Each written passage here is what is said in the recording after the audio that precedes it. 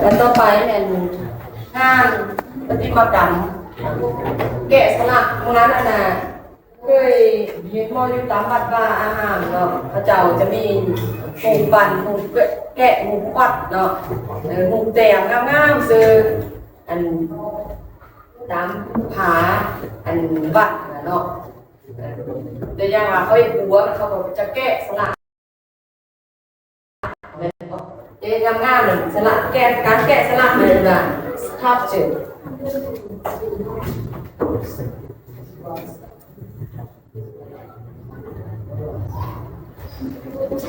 capture แกะสลักเรืองานที่มากรรม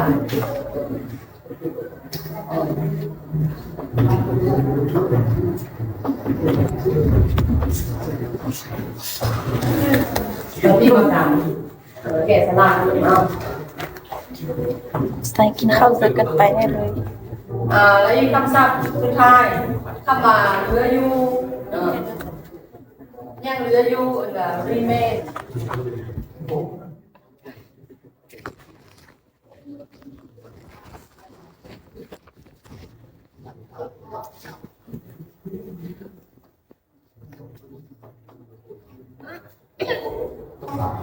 remain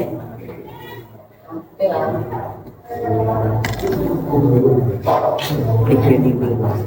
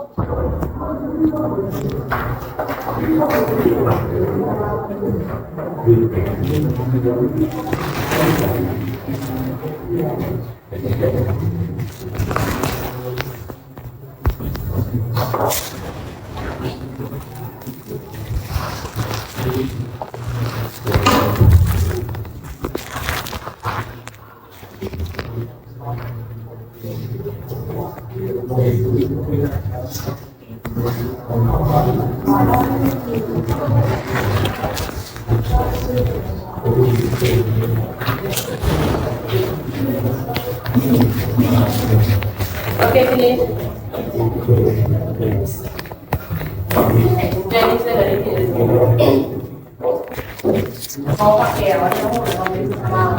คอปลาแก้ว ancient ancient ancient Buddha Orla emerald Buddha นี่ยังตัวเอง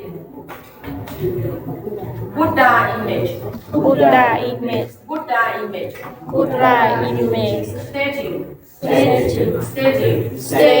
artifacts extend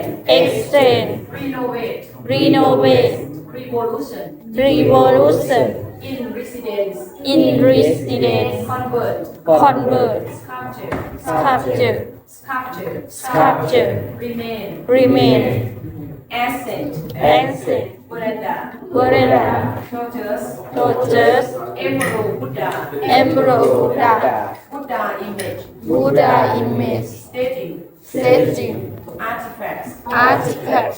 extend revolution renovate revolution in residence convert capture remain ancient Veranda Georges Emperor Buddha image statue artifacts extend revolution renovate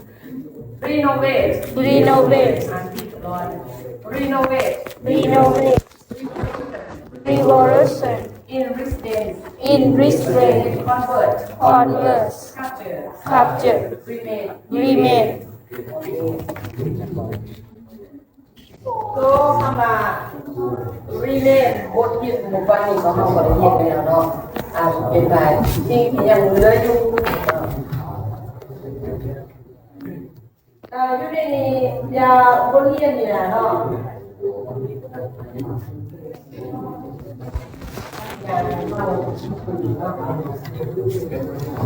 เป็นหลานคุ้มงานเวลาไปขอไปเรื่องงาน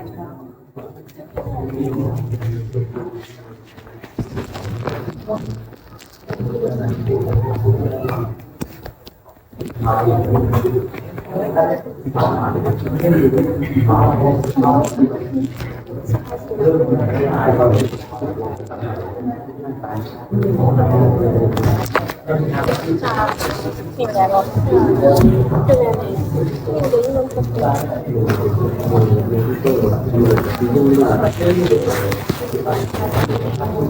อย่ามาไว้เขาเอง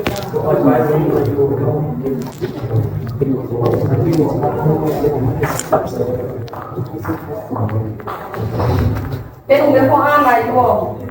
คำศัพท์เป็นไงไปยินอ่านเนาะได้ปะคำว่าเป็นงูตัวที่หน้านี่เลยน้ำอะไรก็เนาะอยู่ในบทเรียนตัวนี้เราจะว่าเกี่ยวกับมันจะเป็นบุคคลที่เราวันโบนยังบวันเดี๋ยวเราเรียกมาคำศัพท์ดีว่า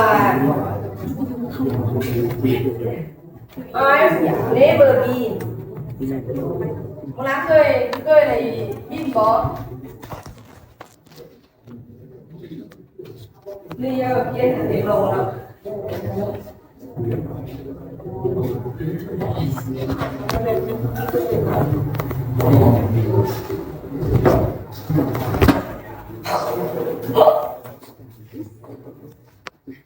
I have never been ได้มาเลยขอดูเลยได้ไป I have never been inside of this place as old and beautiful as this one แล้วก็มาตัวนี้มันจะเป็นประโยคของpresent perfect เนาะ present perfect มันจะว่าเป็นว่าสิ่งที่เราเคยเห็นเนาะมันจะเป็นกระดาษปัจจุบันทำพันปัจจุบันสมบูรณ์เนาะนะ present perfect ตัวอย่างโอ้คอยเคยนะ I have never been to สำเนือ I have never been to Vietnam อย่างเนาะต้องสมัย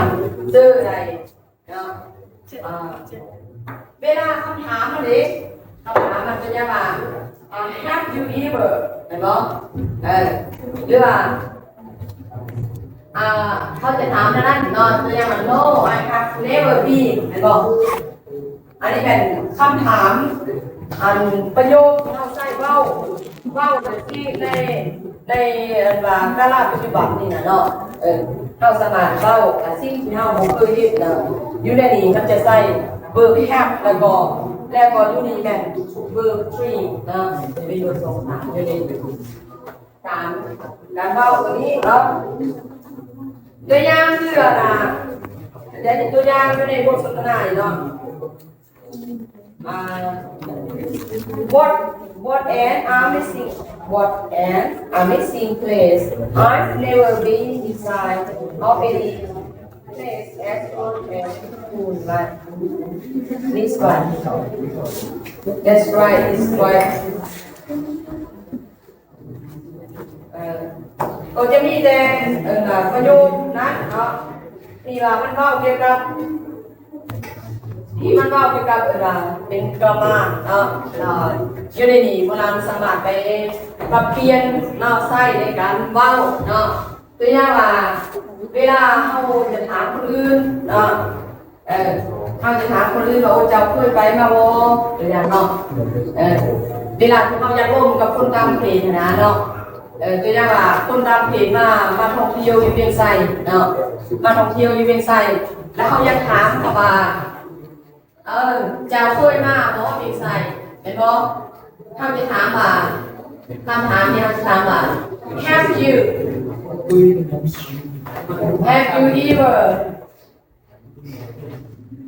ever been เข้าสมา have you ever been in เวียงไสกันเนาะ